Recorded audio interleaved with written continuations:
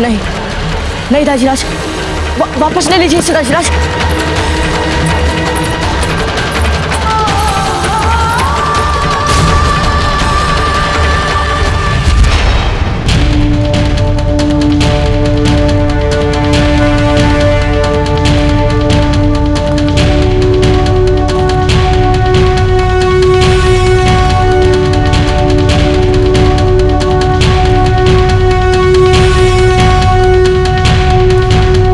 ध्यान दें रावत जी, इस समय हम किसी से नहीं मिलना चाहते, इसलिए हमारे कक्ष में कोई ना आने पाए।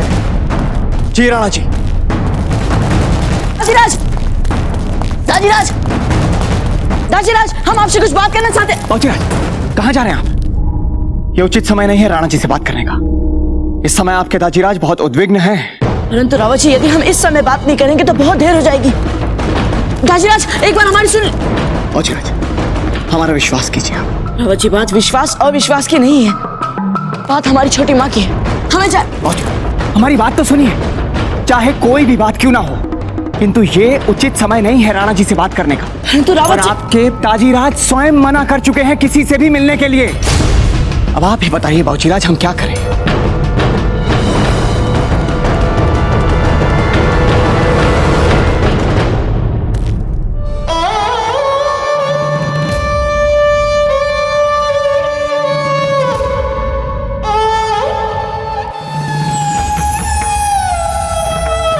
हम राणा जी से बात करेंगे धीरबाई जी, हम सचमुच राणा जी से बात करेंगे। और उससे क्या होगा?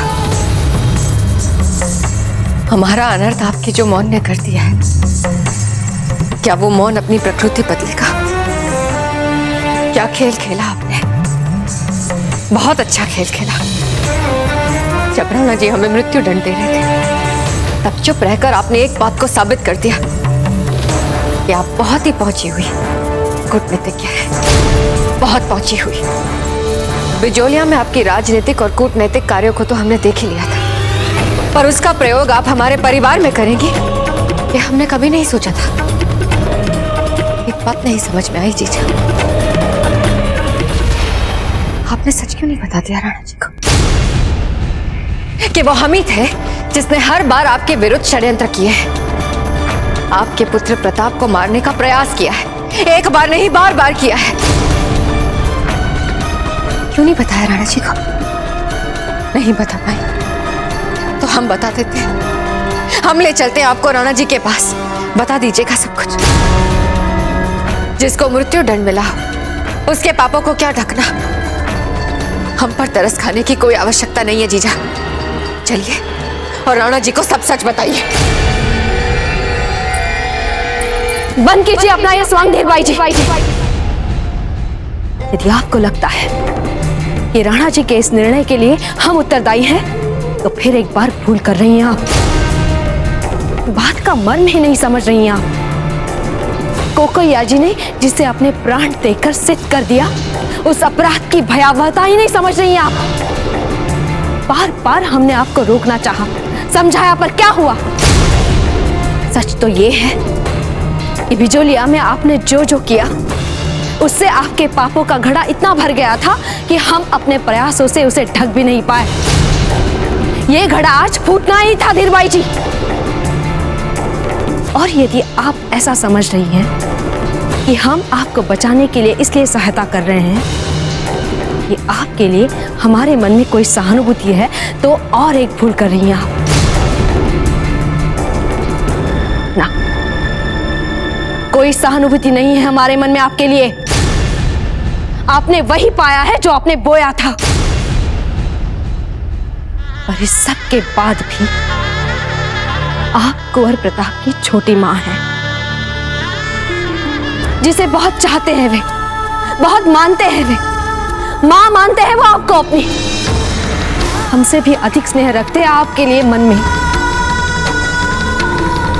मात्र इसीलिए हम सदा आपका असली रूप उनसे छुपाते आए हैं, ताकि उनके मन में अच्छाई की जो एक तस्वीर बन चुकी है, करुणा और स्नेह की जो मूर्त बन चुकी है, वो कहीं टूट ना जाए, आस्था ना उठ जाए उनकी भलाई से कहीं।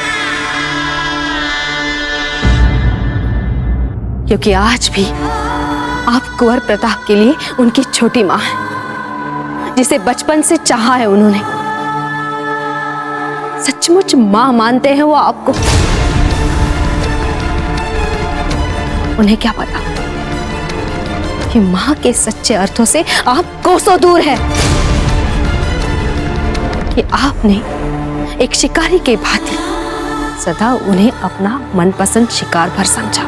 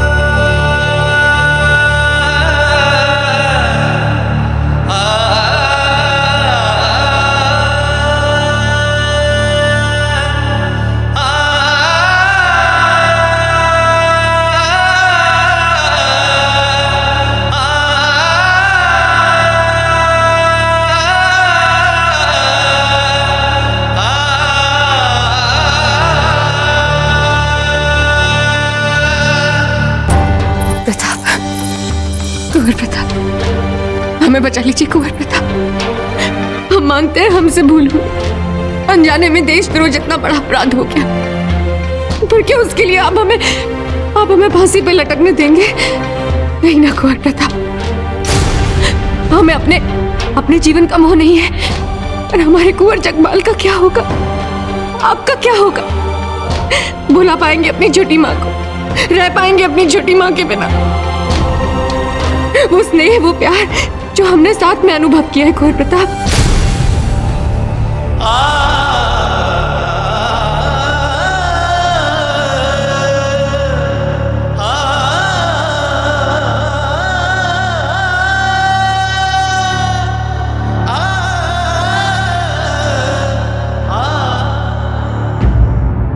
इसके पहले कि बहुत देर हो जाए कुंवर, हमें बचा लीजिए, हमें बचा लीजिए।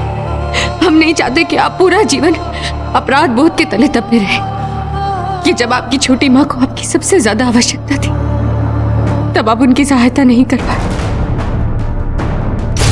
हम जानते हैं ना कि कुंवर शक्ति जब यहाँ से गए तो आप कितने दुखी हो गए थे। हम जानते हैं कि परिवार आपके लिए क्या अर्थ रखता है, हम आपके लिए क्या अर्थ रखते हैं। हमें बचा लीजिए, ऐसा कुछ करिए कुंवर प्रताप, पर अपनी छोटी माँ को बचा लीजिए। नहीं छोटी माँ, हम भी आपके बिना नहीं जी पाएंगे, नहीं जी पाएंगे हम।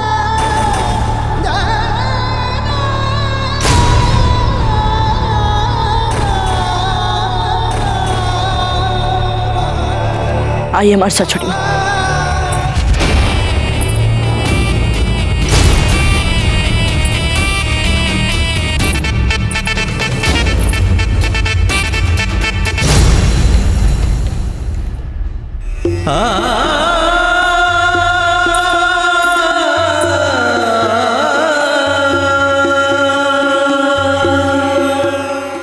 अगर आप हमारे कक्ष में नहीं आएंगे तो हम आपके इस भीनी भीनी सुगंध में कैसे खाएंगे? सुगंध वाली रानी,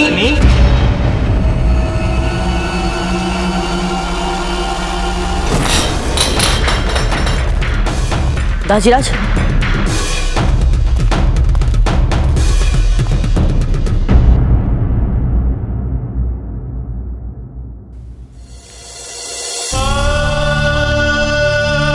दाजीराज, छोटी माँ को क्षमा कर दीजिए ना। दाजीराज, एक बार उन्हें सुन तो लीजिए, पता तो चले कि उन्होंने जो कुछ भी किया किस लिए किया। दाजीराज, हम आपके आगे हाथ जोड़ते हैं, आपसे विनती करते हैं, छोटी माँ को क्षमा कर दीजिए। इसके बाद हम आपसे कुछ नहीं मांगेंगे, कभी कुछ नहीं मांगेंगे। दाजीराज, कुंवर प्रताप, हमें सरल और मनप्रिय मार्ग चुनने का प्रलोभन मत दीजिए। विश्वास कीजिए, हमारा जो निर्णय हमने लिया है वो हमारे जीवन का बहुत कठिन निर्णय है।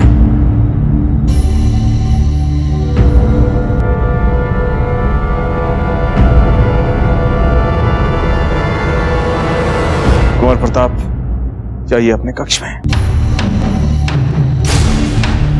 कुंवर प्रताप, हमने कहा उठिए और अपने कक्ष में जाइए। दाजीराज, इसका अर्थ ये हुआ कि आपने छोटी माँ को क्षमा कर दिया।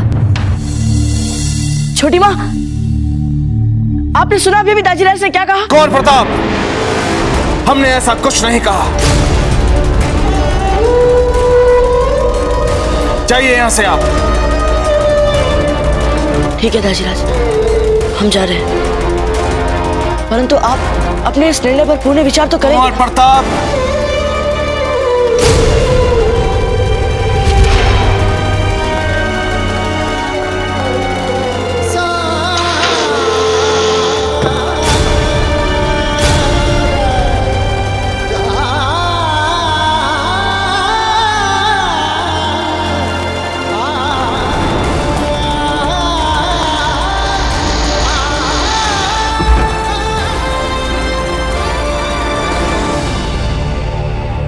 चिंता मत कीजिए छोटी माँ, हमें पूरा विश्वास है कि दाजीराज थोड़ा समय लेंगे, परंतु वे अपनी दंड की भयावहता पर पुनर्विचार अवश्य करेंगे।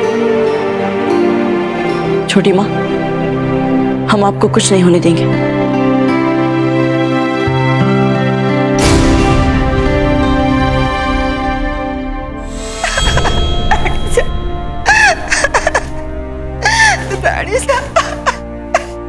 पोंछ लो अपने आंसू शशि, हमें कोई मृत्युदंड नहीं दे रहा। तो क्या राणा जी ने आपको क्षमा कर दिया रानी सा? किया नहीं है, पर कर देंगे। ऐसा लग नहीं रहा था कि ये उनका अंतिम निर्णय है, यानी संभावना है उनके पुनर्विचार की, और इसी संभावना की खिड़की का एक बार हमें सोच समझकर उपयोग करना है, जो हमारे जीवन दान के लिए खुली है। हमारा श्रृंगार करो, भरपूर श्रृंगार करो, हमें इतना सजाओ कि हम जीवन में पहले कभी इतना ना सजे हो, क्योंकि इस बार हमें हमारे प्रेम के लिए नहीं, जीने के लिए सजना है। जाओ शशि, जाकर राणा जी को हमारा ये संदेश दे आओ। जी रानी सा।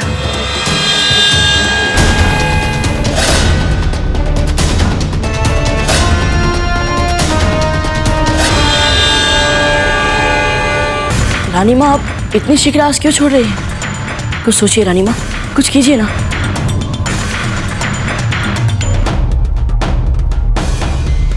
अच्छा, हम सब एक कार्य करते हैं।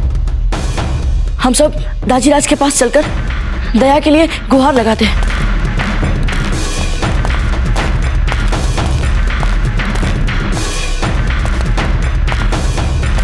रानी माँ, दाजीराज छोटी माँ के कक्ष में जा रहे हैं। हाँ प्रताप, आशा करते हैं सब कुछ ठीक हो जाएगा। फिर एक बार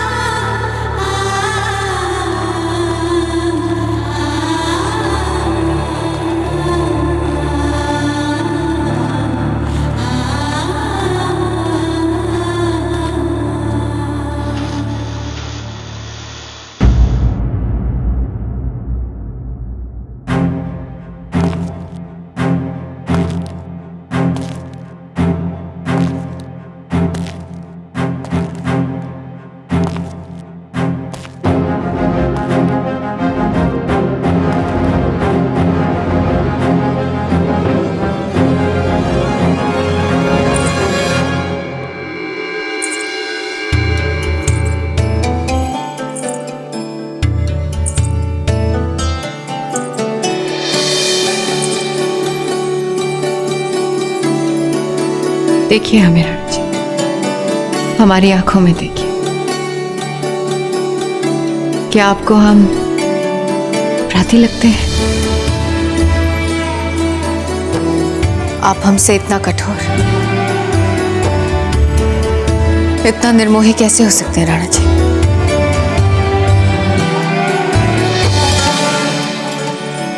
आप हमारे तन, मन, हमारी आत्मा से परिचित है राणा जी।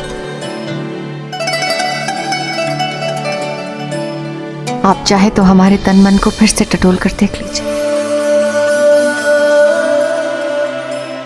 क्या आपको इस दंत से प्रेम की सुगंध का अनुभव हो रहा है,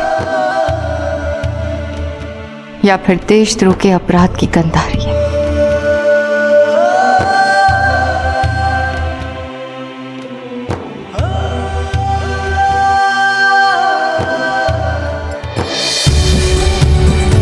तो ये वो महत्वपूर्ण बात है जो आप हमारे साथ बांटना चाहती थी।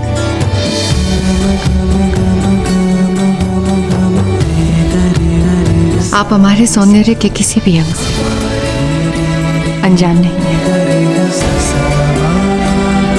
पर आज आपकी अनुभूतियों में इसी सौंदर्य से हम ऐसा तूफान जगाएंगे राणा जी,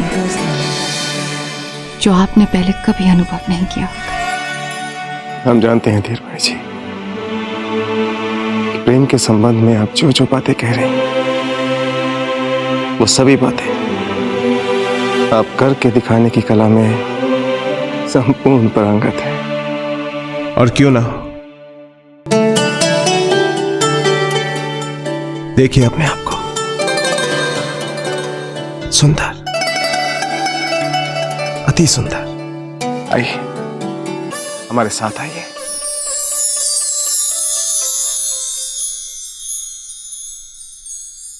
देखिए अपने आप को।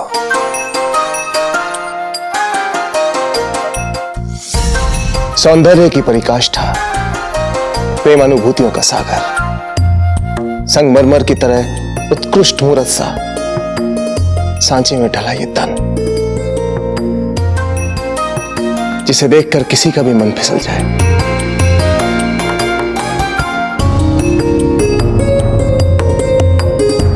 कोई भी इन झील सी आंखों में डूबकर अपनी चेतना खो सकता है, कोई भी अपने धर्म से समझौता करने के लिए विवश हो सकता है। सौभाग्य है हमारा कि आपका अलौकिक सौंदर्य हमें मिल गया। हम जानते थे कि आप चाहे कितना प्रयास क्यों ना करें, हमसे बहुत देर तक रूठे नहीं रह सकते। हमने तो हमारी दासी से भी कह दिया था कि बस एक बार हमारे राणा जी को हमारे पास ले आओ, और देखना कैसे चुटकी में हम राणा जी को अपनी मुट्ठी में कर लेते हैं। कितना आत्मविश्वास है आपको अपने ऊपर। ऐसे एक बात कहें, इस पूरे महल में हमारे अतिरिक्त आपके व्यक्तित्व के सच को और कोई नहीं जानता। किसी और को जानने की क्या आवश्यकता है? आप जानते हैं, आप हैं हमारे पास तो सब कुछ है। हमें लगता है कि दूसरों को भी सौभाग्य मिलना चाहिए आपके भीतर के सच को जानने का। उन्हें भी तो पता चले कि कौन है आप। ऐसा करते हैं, इस कक्ष से बाहर चलते हैं।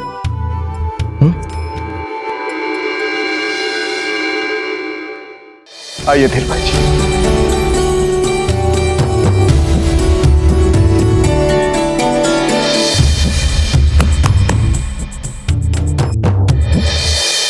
आइए यहां इस कक्ष में आइए। आज हम एक बहुत ही महत्वपूर्ण बात आपको बताना चाहते हैं। ये जो आज हमारे साथ खड़ी हैं, रानी धीर बाई जी, इनको तो आप जानते ही। इनको ऐसा लगता है कि हम इस समस्त संसार के सबसे मूर्ख राजा हैं। इतने मूर्ख कि जिससे बड़ा मूर्ख राजा आज तक इस संसार में जन्म नहीं लिया। क्यों धीर भाई जी, सच कहा ना आपने?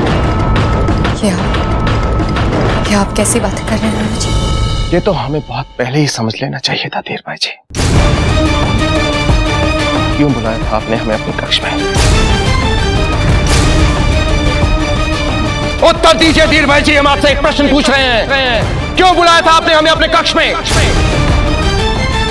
ताकि हम आपको देखते ही आपके सभी अपराधों को भूल जाए, आपको गले लगा के आपके सभी अपराध क्षमा कर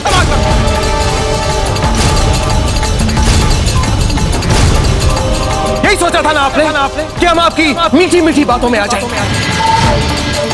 वीर बाई जी, अगर आप ये सोच रही थी तो ये आपकी बहुत बड़ी भूल थी।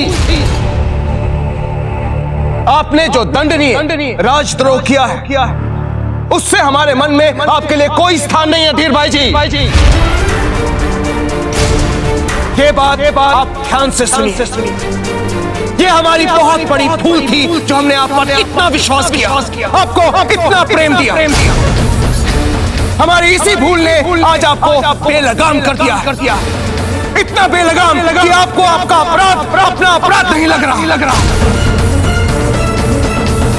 जो भी आपने कक्ष में कहा उसे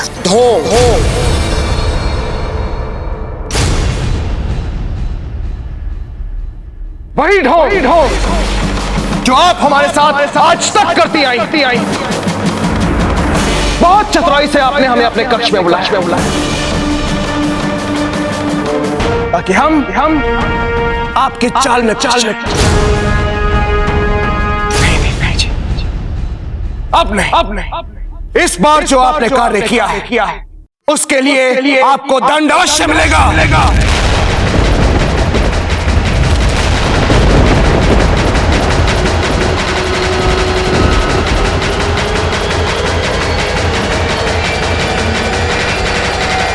दंड राणा जी, ऐसा कौन सा अपराध, ऐसा कौन सा पाप किया है हमने प्रेम किया है ना आपसे, असीम प्रेम, जैसा सावित्री ने किया था अपने पति से। पर सावित्री करे तो वो पतिव्रता, यदि हमसे प्रेम में पड़कर कोई भूल हो गई तो देशद्रोह का आरोप लगा दिया। यदि आपसे भरपूर प्रेम करने का दंड दिया जा रहा है हमें, तो हमें स्वीकार है राणा जी। आप युद्ध में चले गए, हमारा मन उद्विग्न हो गया, लिख दिया हमने आपको पत्र। यदि हमें पता होता कि उसका परिणाम ऐसा होने वाला है तो नहीं लिखते हम पत्र। माना कि आपको आपके कार्य का परिणाम नहीं पता था, किंतु जयवंता बाई जी ने आपको समझाने का प्रयास किया था। क्यों नहीं सुनी आपने उनकी बात? क्योंकि जयवंता बाई जी आपके और हमारे प्रेम के बीच सदैव आई है। जब भी आपने उनका स्थान हमें देना चाहा, जल भुन गई है वे।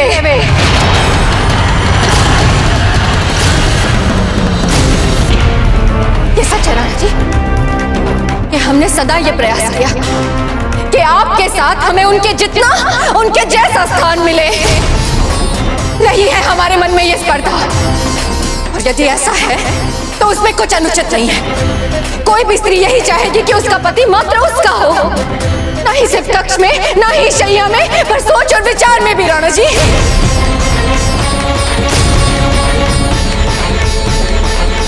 हर स्त्री ये चाहती है कि उसका पति उसकी सोच को, उसके सुझाव को सम्मान दे। दुर्भाग्य ये है कि आपने सदा जयवंता बाई जी की बातों को, उनके सुझाव को सम्मान दिया। हम तो बस ये सिद्ध करना चाहते थे कि हम सच है, वे गलत। आपको समूचा चाहते थे राणा जी, और ये बात सच है। यदि हमें फिर से ऐसा अवसर मिला ना, तो हम फिर से वैसा ही करेंगे। बस धीर बाई जी, बस।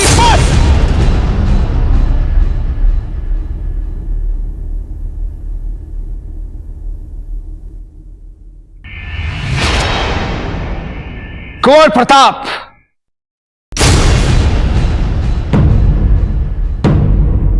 जिस क्षण कुंवर प्रताप हमारे कक्ष में आपके प्राणों की भीख मांगने आए थे, हम दुविधा में पड़ गए।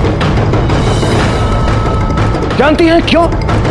क्योंकि जब कोई ऐसा व्यक्ति आपसे कुछ मांगता है जो आपके प्रिय हो, जो समस्त राज्य के प्रिय हो, जो प्रजा के प्रिय हो, उसको मना करना बहुत कठिन हो जाता है। किंतु आपने अभी जो विश्वमन किया है, जैसी बातें कही है, आपने हमारी सारी कठिनाइयों को दूर कर दिया है धीर बाई जी। इसलिए अब हम आपको सुनिए कुंवर प्रताप मृत्यु दंड नहीं। हम आपको मृत्यु दंड से भी बड़ा दंड देंगे।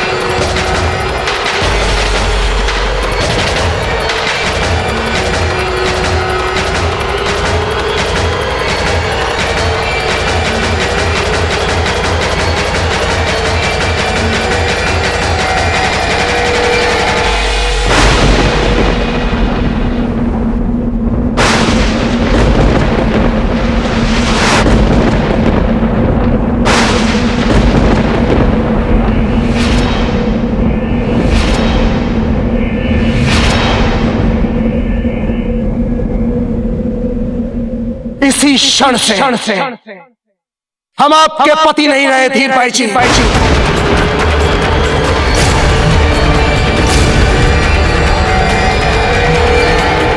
सुनिए धीर भाई जी, आज से आप इस महल में एक विधवा का जीवन व्यतीत करेंगे।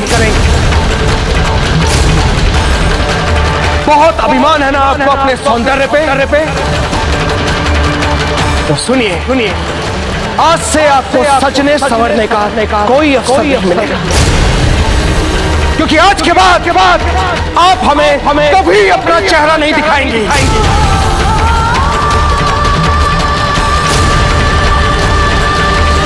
यदि आपको ऐसा लगता है कि ये सब आपने हमारे प्रेम की वजह से किया है, तो आज इन सब के सामने हम अपना प्रेम आपसे वापस लेते हैं।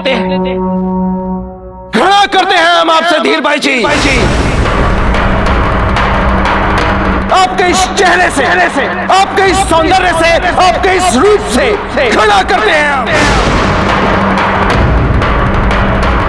कुंवर प्रताप, आपकी छोटी मां जीवित रहेंगी और जब तक जीवित रहेंगी तब तक हर क्षण उन्हें याद कि उनका जीवन आपके प्रयासों की भीख है। सुन रही हैं धीर भाई जी, आज से आपका जीवन कुंवर प्रताप के प्रयासों से मिली एक भीख है।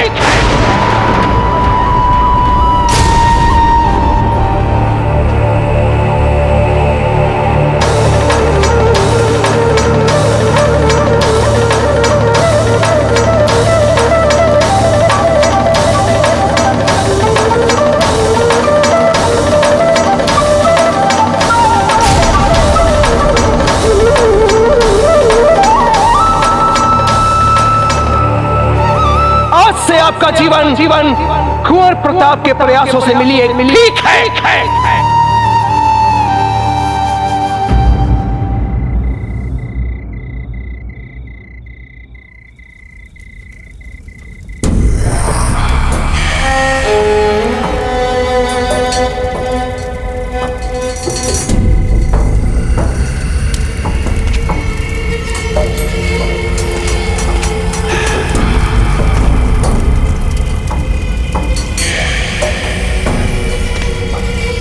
बंधु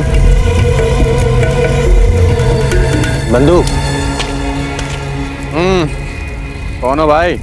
जी हम राह भटके हुए यात्री हैं। यदि आपकी अनुमति हो तो हम यहाँ सोना चाहते हैं। कृपया सोने की व्यवस्था कर दीजिए। रात्रि में शरण सराय में मिलती है, हलवाई की दुकान में नहीं। जाओ यहाँ से। कहाँ से आ जाते हैं। चलो जाओ। हमने तो सुना था कि राजपुताने में हर निसहाय की सहायता की जाती है। गलत सुना था कदाचित। सुनो, वहाँ एक खटिया है, उस पर एक व्यक्ति सोया हुआ है। तुम्हारी तरह भटकता हुआ आया था। जाओ उसके पास जाकर स्थान बना लो। जाओ। हाँ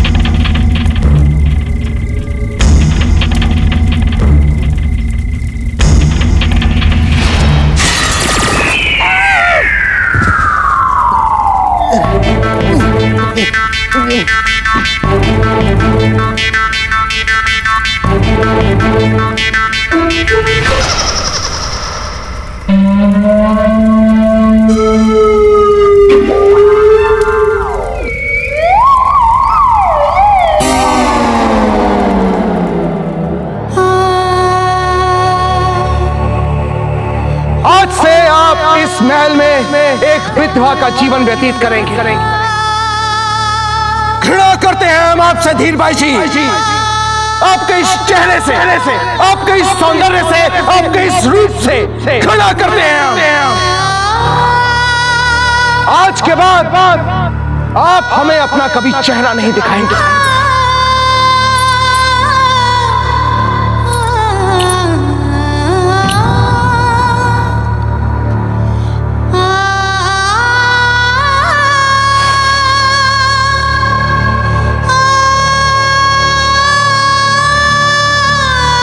आपके इस चेहरे से, आपके इस सौंदर्य से, आपके इस रूप से घृणा करते हैं हम।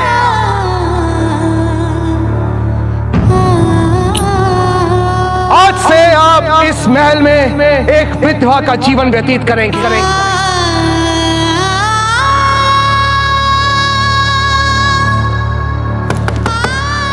छोटी माँ द्वार खोलिए, छोटी माँ, छोटी माँ द्वार खोलिए ना। छोटी माँ द्वार खोलिए ना, छोटी माँ।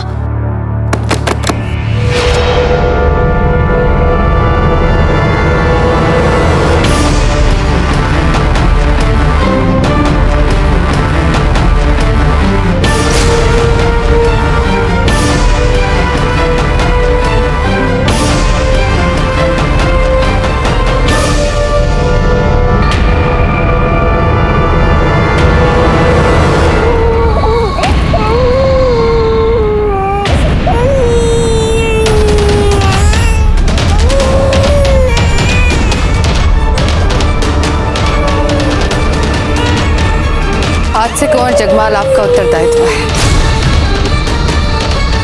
इनका ध्यान रखना, हमारी कमी का आभास मत होने दें। परंतु छोटी माँ, हमारी बात तो सुनिए। छोटी माँ, हमारी बात सुनिए। छोटी माँ, सुनिए तो छोटी माँ।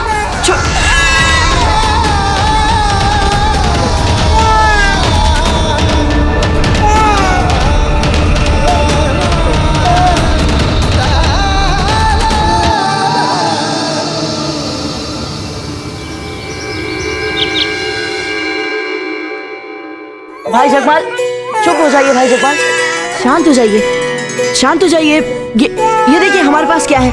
शांत हो जाइए भाई जगमाल। भाई जगमाल, चुप हो जाइए भाई जगमाल। रानी माँ, अब हम कैसे शांत कराएंगे इन्हें? हमें लगता है कि ये अपनी माँ के लिए रो रहे हैं, है ना रानी माँ? इन्हें अपने माँ के बिना जीने का अभ्यास करना है, और आपको भी। किंतु रानी माँ, छोटी माँ कब तक उस कक्ष में बंद रहेगी? ये तो हम नहीं जानते, पर हाँ, इतना हम अवश्य जानते हैं कि जब तक ये अपनी माँ से दूर रहे, हम उन्हें उतने ही स्नेह के साथ बड़ा करेंगे जितने स्नेह के साथ हमने आपका लालन पालन किया था। इसका अर्थ ये हुआ रानी माँ कि आपको छोटी माँ की बातों का बुरा नहीं लगा। वो हमारे परिवार का अंग है और अपने परिवार के सदस्य को ना तो हम अलग करके देख सकते हैं और ना ही परिवार के किसी भी सदस्य की बातों को मन से लगाया जाता है। वो अच्छे हो बुरे हो जैसे भी हो अपने ही रहते हैं। रानी माँ, हम भी अपने भाई जगमाल का पूरा ध्यान रखेंगे और जब जब आपको हमारी आवश्यकता होगी इस कार्य में हम आपकी पूरी सहायता करेंगे। आप जगमाल की चिंता ना करें, इनका लालन पालन भी अच्छे से होगा और बड़े होकर ये भी परिवार के भले कुंवर बन जाएंगे। आप अपना ध्यान मेवाड़ के भविष्य पे लगाएं। मुगलों को साधारण शत्रु समझने की भूल नहीं की जा सकती। जैसी पराजय आपने बैराम खान को दी है, दिल्ली के बादशाह इसे चुपचाप नहीं स्वीकार कर लेंगे, इसका अवश्य उत्तर देंगे भी। और हम भी उसके हर उत्तर का सामना करने के लिए तैयार है रानी, फिर भले ही वो कितना ही शक्तिशाली क्यों न हो।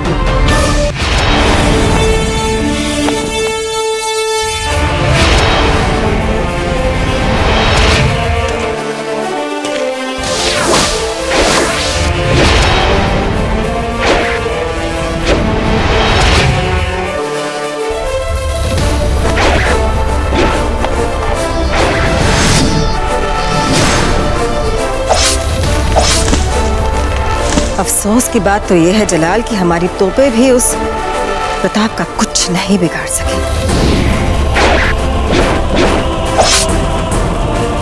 ये बात तो अपने आप में नाकाबिला यकीन मालूम पड़ती है कि अपने हम उम्र चंद मुट्ठी भर लड़कों की मदद से उसने न सिर्फ मेवाड़ बल्कि पूरे राजपुताने को हमारी मजबूत फौज से बचाने में कामयाबी हासिल की है। और खान बाबा उन्होंने क्या किया? प्रताप ने उनके बदन पे जो कपड़े छोड़े थे उन्हें साथ ले मैदान जंग से अपनी जान बचाकर भाग खड़े हैं। प्रताप के सामने अपनी पगड़ी तक नहीं बचा पाए बैराम खान। जलाल, हमने कभी भी कहीं भी नहीं सुना कि कोई भी मुगलिया फौज इतनी बड़ी शिकस्त के साथ मैदान जंग से वापस लौटी हो।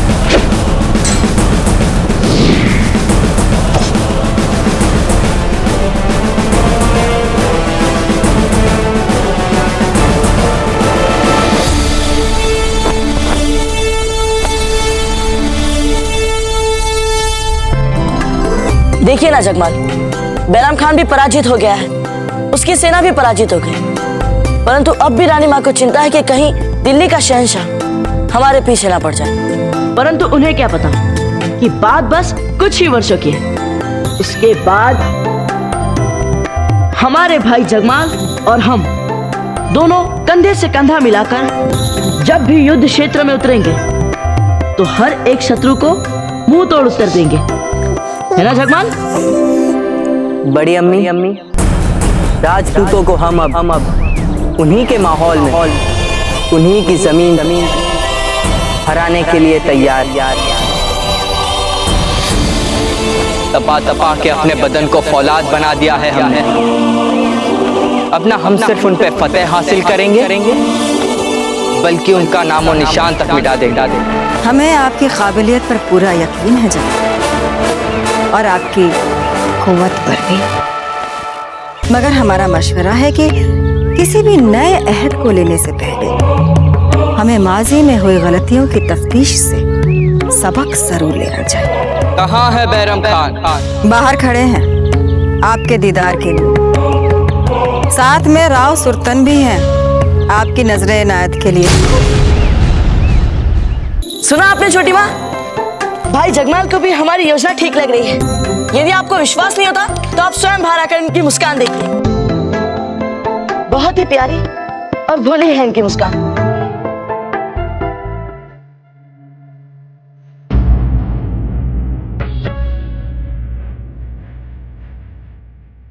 मीरा माँ का भजन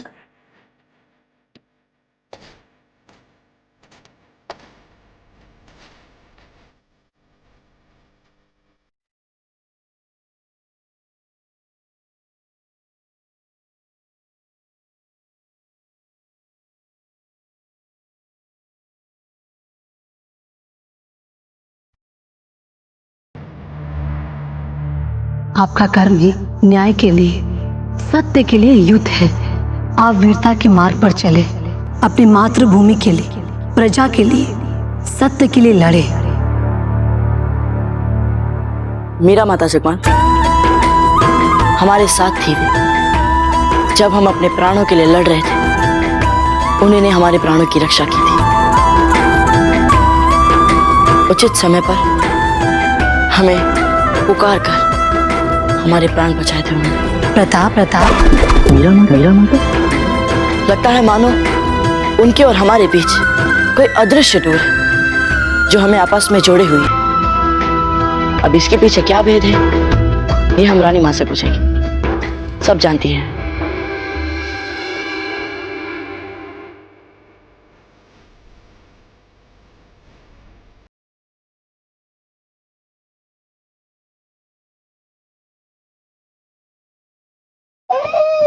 हमारे बाबूजी राज, मेवाड़नाथ ने आपको याद किया है। जगमान, अब तो हमें हमारे सारे प्रश्नों को विराम देकर राजीराज से पहले मिलना पड़ेगा।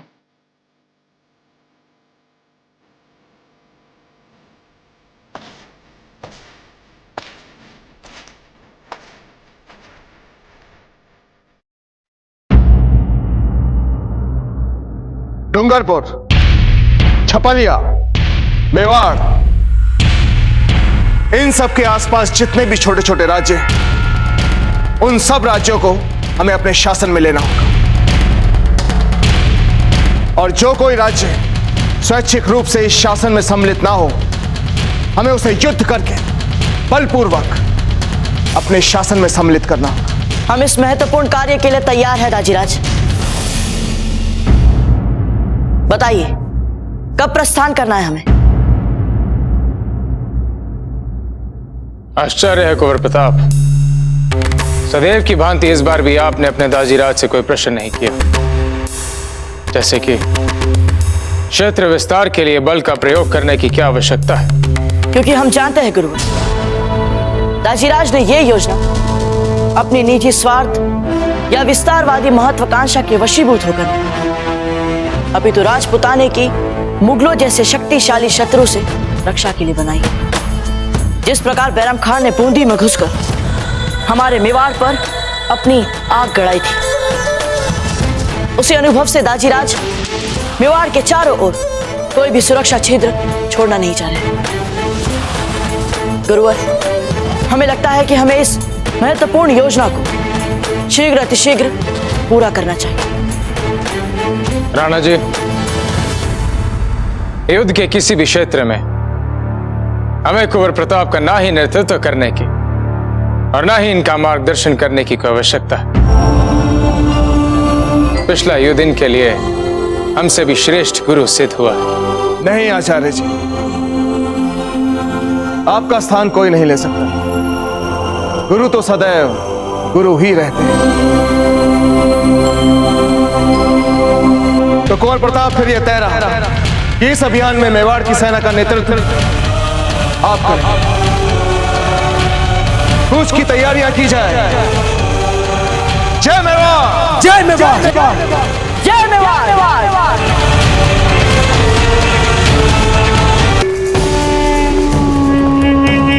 आजाओ आजाओ।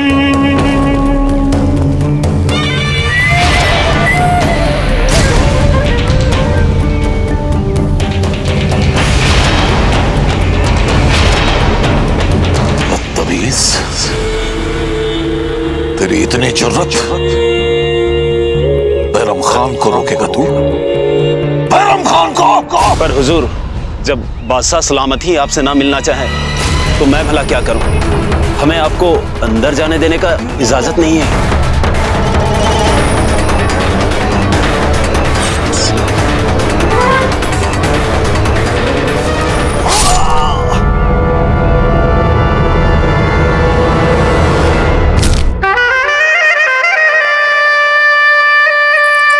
बड़े अफसोस की बात है बैराम खान, जिस ताकत, जिस कुव्वत के लिए आप मशहूर थे, आज वही ताकत एक निहत्थे बेकसूर मामूली से सिपाही को मारने के काम आ रही है।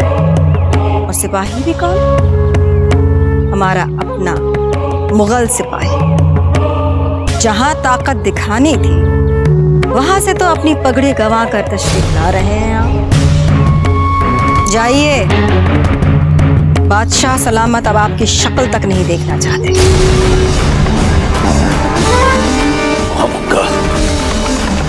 हमारे साथ ऐसी बदजुबानी, क्या तुम नहीं जानती कि हम कौन हैं? एक हारा हुआ कायर जो इस वक्त प्रताप के रहमो करम पे जिंदा है। महामंगा!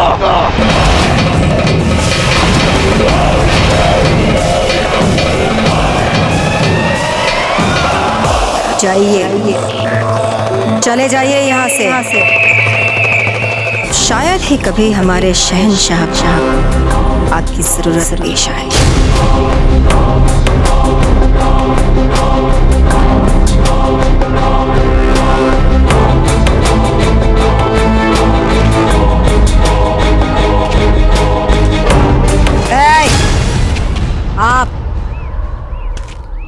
आपको कहीं जाने की जरूरत नहीं है।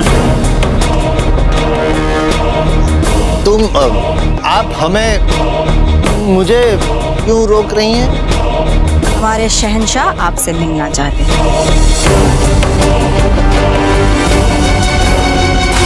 दया, जो शहंशाह तुम्हें देखना नहीं चाहते, हमें मिलना चाहते हैं।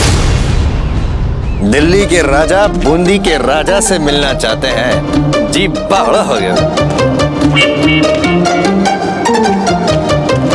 माता जी,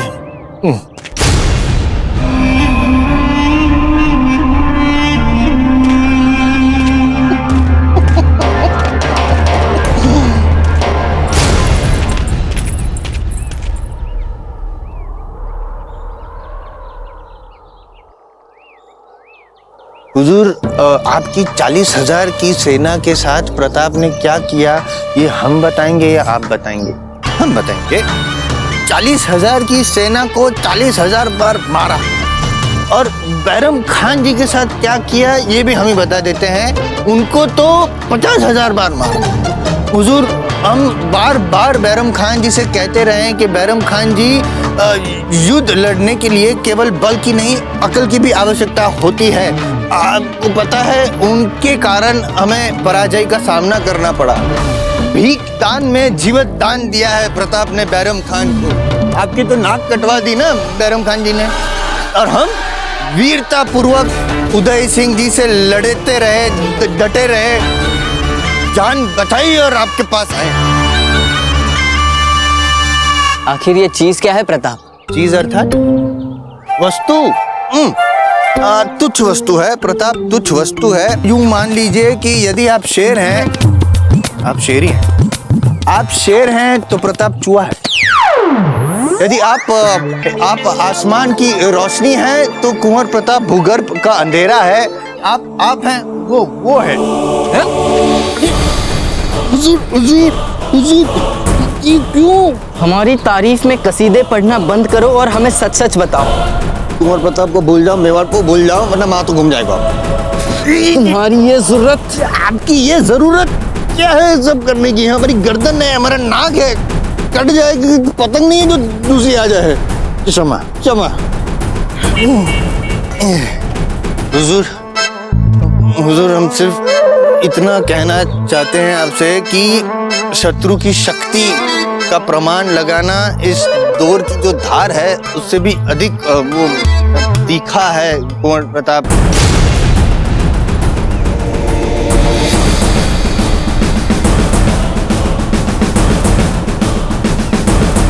शमसुद्दीन अता खान? नहीं, राव सुल्तान। बैरम खान ने इसी को 1000 खूबसूरत मुगल हसीनाएं दी थी ना? जी जनाब। इसे कोई ऐसी जगह कैद करके रखो जहां इसे हजार कोस तक कोई भी औरत ना दिखे। क्यों? और फिर भी अगर ये कैद खाने में कोई भी ऐसी बदतमीजी करने की कोशिश भी करे तो मार देना इसे। नहीं, अपना हुकुम हुजूर। नहीं, नहीं, नहीं, नहीं।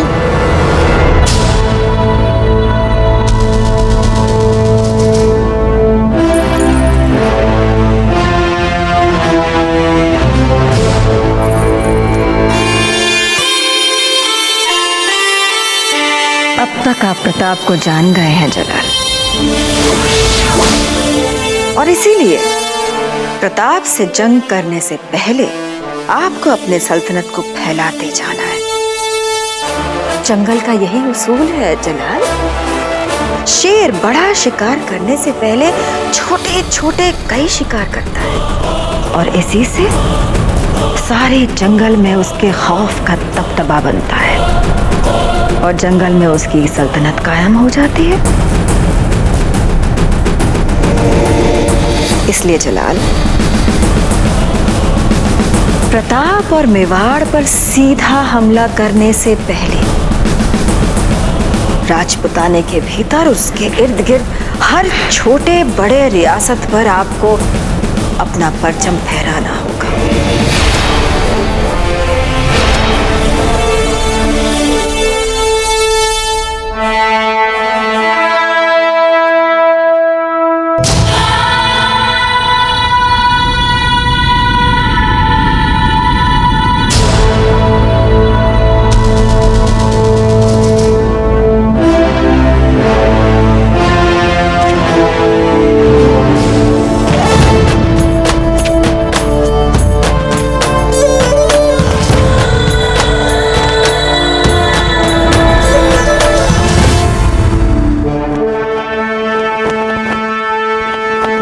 और इस तरह दो ऐसे प्रतिद्वंद्वियों का उत्थान आरंभ हुआ जिन्हें नियति की योजना से भविष्य में एक दूसरे का सामना करना था और भारत के महान इतिहास का एक नया महत्वपूर्ण पृष्ठ लिखना था। इनके बीच भविष्य में होने वाले इस महत्वपूर्ण संग्राम का परिणाम क्या होगा? इस प्रश्न का उत्तर तो अभी तक भविष्य के ही गर्भ में छुपा था, किंतु वर्तमान में दोनों वीरों प्रताप और अकबर अपने अपने लक्ष्यों को प्राप्त करने के लिए ऐसे अजय युद्धोन्मादी बन चुके थे जो लगातार एक के बाद एक विजय से अपने अपने क्षेत्र को बढ़ाते जा रहे थे। प्रताप ने धीरे धीरे चौहानों और राठौड़ों को मेवाड़ के अधीन कर लिया।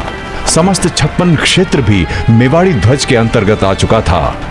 इसके बाद बारी आई डूंगरपुर की। कुछ राजपूत राजाओं ने मेवाड़ में सम्मिलित होने का विरोध किया, जबकि दूसरे कईयों ने प्रताप के समक्ष उसका रण कौशल और शक्ति को देख बिना लड़े ही आत्मसमर्पण कर दिया। एक और जहां प्रताप मुगलिया सल्तनत से लड़ने के लिए मेवाड़ को सशक्त बना रहा था, परंतु उसके हृदय में मीरा की यादें हमेशा तरोताजा थीं। दूसरी ओर शहंशाह जलालुद्दीन अकबर भारत के उत्तरी क्षेत्रों को अपने शासन में लेते हुए मुगल साम्राज्य का भारत में विस्तार करता जा रहा था। युद्ध में अपने पूरे रण कौशल का प्रदर्शन करते हुए भी प्रताप और अकबर दोनों ही एक दूसरे को अपना शत्रु ही नहीं बल्कि सम्मानजनक प्रतिद्वंदी मान हर समय एक दूसरे की प्रगति के बारे में पूरी जानकारियां लेते रहते थे। लेकिन उन्हें ज्ञात नहीं था कि वो मीरा के माध्यम से एक दूसरे को मिलने वाले थे। कुंवर प्रताप की जय! कुंवर प्रताप की जय! कुंवर प्रताप की जय! कुंवर प्रताप की जय! कुंवर प्रताप की जय! कुंवर प्रताप की जय! कुंवर प्रताप की जय! कुंवर प्रताप की जय! कुंवर प्रताप की जय! कुंवर प्रताप की जय! कुंवर प्रताप की जय! कुंवर प्रताप की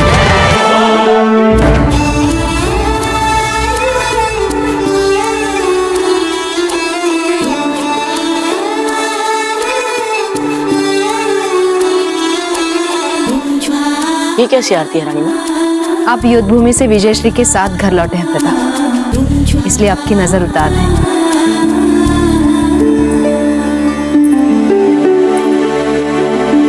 रानी माँ, हम आपसे एक प्रश्न पूछना चाहते हैं। बातें करने के लिए बहुत समय मिलेगा आपको, पहले थोड़ा विश्राम कीजिए। नहीं रानी माँ, हमारे मन में जो प्रश्न घूम रहा है, जब तक हम उस प्रश्न का उत्तर नहीं जान जाते, हम चैन से विश्राम नहीं कर पाएंगे। ठीक है, पूछिए क्या पूछना चाहते हैं आप। रानी माँ, मीरा माता हमारे साथ इस महल में क्यों नहीं रहती?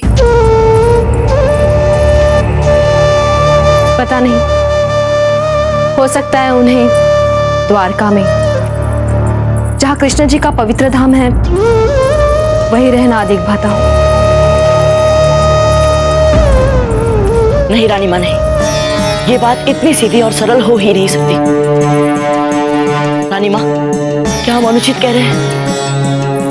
रानी माँ, वे हमारे परिवार का अंग होते हुए भी हमसे इतनी दूर निर्वासित जीवन क्यों जी रही है? रानी माँ, आप जानती हैं रानी माँ, हम जहाँ भी जाए, जैसा भी युद्ध लड़े, हम अपने साथ सदा उनकी उपस्थिति अनुभव करते हैं। लगता है वे हमें अपना आशीर्वाद दे रही है, हमारा ध्यान रख रही है। रानी माँ, जब वे हमारे लिए इतना सब कुछ कर सकती है, तो हमारा भी उत्तरदायित्व बनता है कि हम उनके बारे में कुछ सोचें, कुछ करें। रानी माँ, हम सचमुच उन्हें इस महल में वापस लाना चाहते हैं। कुंवर प्रताप, मीराबाई के बारे में हमें जितना पता था हमने बोल दिया है। इसके आगे उनके बारे में बात करने से मनाही है हमें। परंतु क्यों रानी माँ? इसका उत्तर आपको आपके दाजीराज ही दे सकते हैं।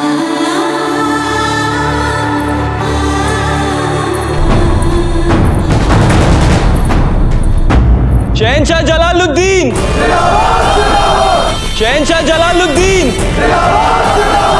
शहंशाह जलालुद्दीन, शहंशाह जलालुद्दीन, शहंशाह जलालुद्दीन, शहंशाह जलालुद्दीन। आदाब अर्ज़े अम्मा। आदाब जलाल, आज आप बड़े दिनों बाद घर लौटे हैं। लाहौल बिला कुव्वत, ये हम क्या देख रहे हैं? दुनिया फतेह करके आए हो, पर वो सुकून तुम्हारी आंखों में अभी नजर नहीं आ रहा। ये माजरा क्या है जलाल? सुकून तो हमें तब मिलेगा अम्मी जान, जब हम प्रताप को फतेह करेंगे, मेवाड़ को अपनी मुट्ठी में करेंगे। और जब तक ऐसा नहीं होगा, हमें सुकून नहीं मिलेगा। अहद किया था ना हमने मरहूम अब्बा हुजूर से, उसे पूरा किए बिना हमें कैसे सुकून मिल सकता है? जलाल, आज जो आपको अल्लाह ने दिया है उसका शुक्रिया अदा करें, फिर जो आप चाहते हैं वो भी मिल जाएगा। फिलहाल आप कुछ दिन आराम फरमाएं। हम जानते हैं हमारे बादशाह सलामत को चैन और आराम कैसे मिलेगा। आदाब अर्ज़े बड़ी अम्मी जान। तस्लीम, आपकी इस शानदार फतेह की खुशी में हमने मालवा के मशहूर फनकार तानसेन को बुलवाया है। हमें यकीन है कि उनकी गायकी सुनकर आप सब कुछ भूल जाएंगे। कहते हैं जब ये फकत 5 बरस के थे, तभी से इन्होंने अपनी गायकी से लोगों का दिल जीतना शुरू कर दिया था।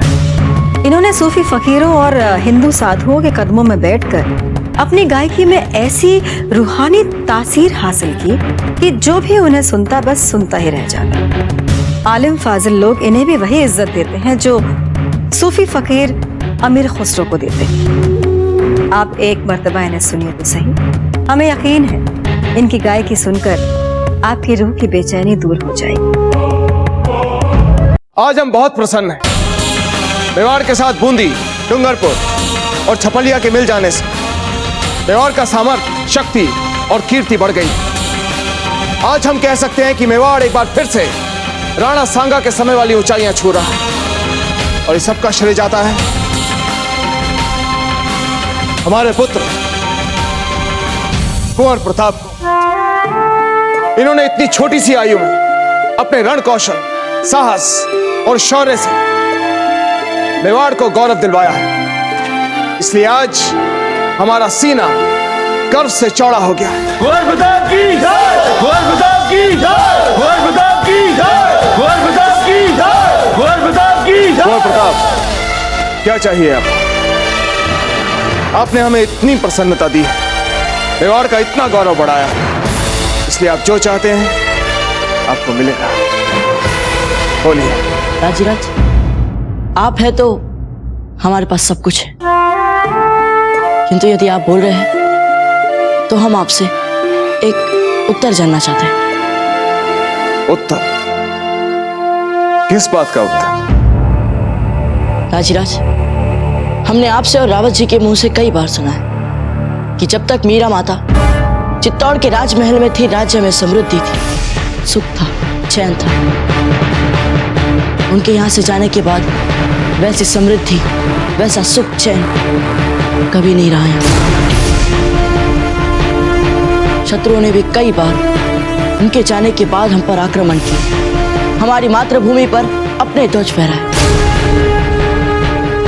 कह सकते हैं दाजीराज की जब तक मीरा माता यहाँ थी हमारे साथ सौभाग्य था। वे चली गई, मानो जैसे सौभाग्य भी उनके साथ चला गया। दाजीराज, हम जानना चाहते हैं कि मीरा माता को यहाँ से क्यों जाना पड़ा।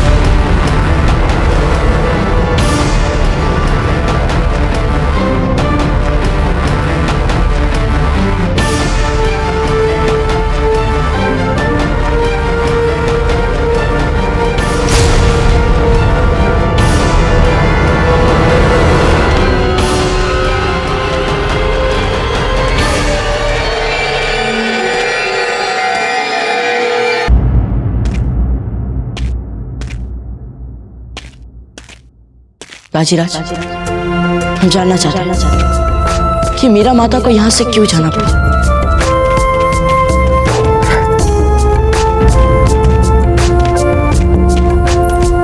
कुंवर उदय, रुक जा बेटा। बेटा, उनकी शांति भंग हो जाएगी। हम एकदम चुप रहेंगे रानी माँ।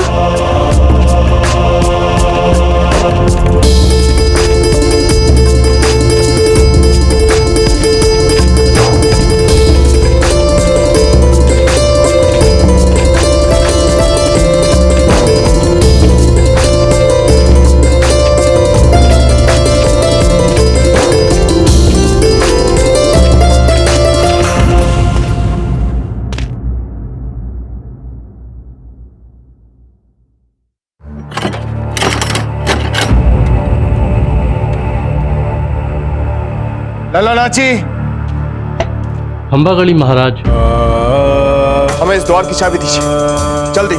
राणा जी, इस द्वार की चाबी है कहाँ? भूल गए आप। राणा विक्रमादित्य जी ने इस कक्ष में ताला लगवाकर वर्षों पहले इसकी चाबी पिघला दी थी।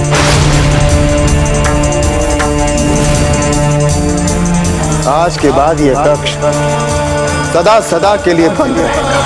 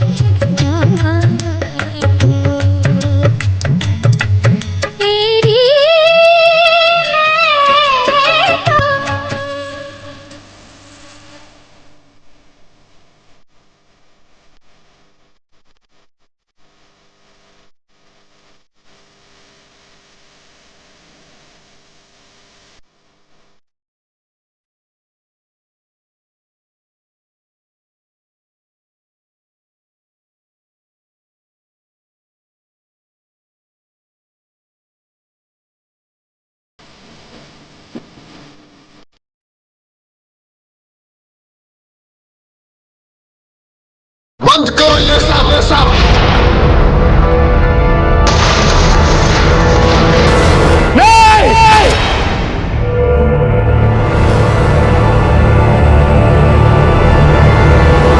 दाजीराज,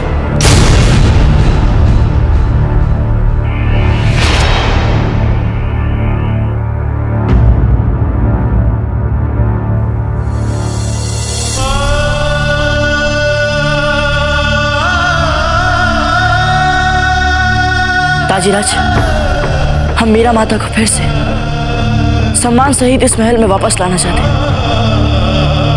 क्या आप हमें इसके लिए अनुमति देंगे?